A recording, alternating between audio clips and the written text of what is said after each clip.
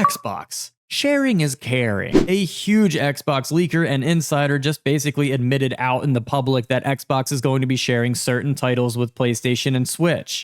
It's happening.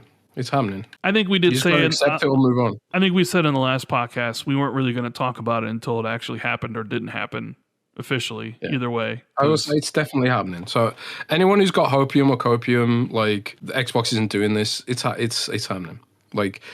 Not all games, going to be select games, of course, but it's happening. Other companies will do it too. Now we saw Pandora's box slowly start to creep open with Hi-Fi Rush. Hi-Fi Rush was rumored to be on Switch and even potentially PlayStation in the up and coming months. And Xbox fanboys lost their minds. And to be honest with you guys, I can kind of see why. Why should Xbox share? PlayStation doesn't share, Nintendo sure as hell doesn't share, and Xbox just spent like billions of dollars attaining titles from Bethesda and Activision and Blizzard just to what, give them away? Xbox finally gets a good year where we get like Starfield, Indiana Jones, Hellblade 2, Avowed, Blade, Sea of Thieves, Palworld, Forza Horizon, and Halo Infinite is starting to shape up to be an acceptable game. I feel like Xbox players would absolutely implode if they gave them Blade, but we got nothing in return, such as like Wolverine or any Insomniac games from PlayStation. Admittingly, as a Microsoft fan, I don't think that they have had nearly the caliber of single-player or RPG exclusives that PlayStation has. Xbox's rebuttal to this is clearly making the Game Pass and a bunch of accessible games that are under the Microsoft umbrella that they spent billions of dollars obtaining, and it would be really weird for them to just hand them out. Like, that would just be a little too cool of Phil Spencer, wouldn't it? From a true gamer standpoint and not a fanboy standpoint, I think that at some point we can make this work.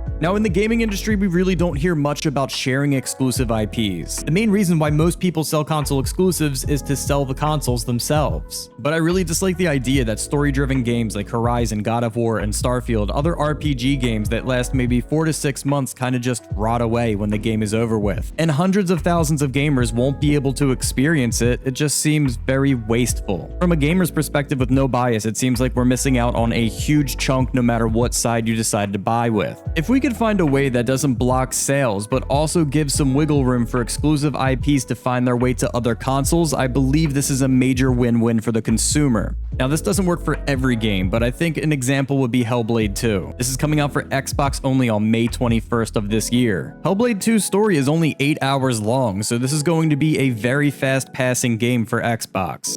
But it looks like it's going to be an incredible 8 hours to say the least. What if Xbox had exclusivity to this game for about a year or so, and then Microsoft passes it over to PlayStation in April of 2025? So in other words, if you want to play this game on day one or year one even, you need to own an Xbox. If you don't want to or can't afford to own both consoles, you'll eventually get to play it. It won't go to waste, but you need to avoid spoilers and be patient. Now, there needs to be an exchange of some sort. God of War Ragnarok without the free DLC that PlayStation offered to all of its console owners. I'm not saying that this works for all games, and there's a potential that it could be really nice for gamers, but being selective about what games that they trade could be beneficial to gamers as well. And I don't expect Nintendo to do too much of this, however, for some of their games, I would not mind seeing it. Obviously, Nintendo has beloved IPs like Donkey Kong, Mario, and Pokemon that will never end up on Microsoft or PlayStation platforms. In fact, I think that Palworld is a direct result of them holding all of their chips and not doing this. Either way, guys, let me know inside of the comments what you think. Is Xbox pushing the limit of boundaries set for decades of gaming? Would you like to see this open up and become a two-way exchange between Xbox and PlayStation and maybe even Nintendo on certain occasions? Or would you rather just say if you want to play the game, you need to own the specific console for the game? I can definitely see both sides of this. Let me know what you think.